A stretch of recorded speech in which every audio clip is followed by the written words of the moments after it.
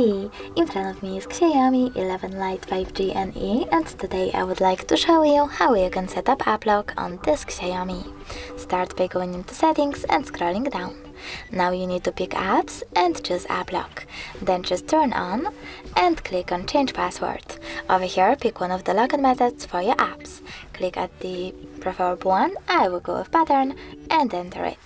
Now you need to repeat it and choose next at the bottom right corner. If you wish to add your Mi account, you can do that by clicking on this green button, but I don't want to, so I have to click not now 2 times.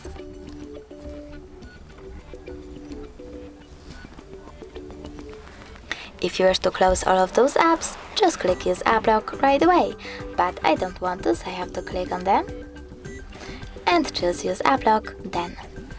Now, if you wish to use your fingerprint to unlock your apps, you can do that by going into settings and following the instructions. I will go with cancel though, and now finally I can pick apps that I wish to lock, like AliExpress. So now when I click on the switcher next to it and go back, I guess that pattern is now required. Thanks so much for watching. If you enjoyed this video, leave a like, comment and definitely subscribe. Bye!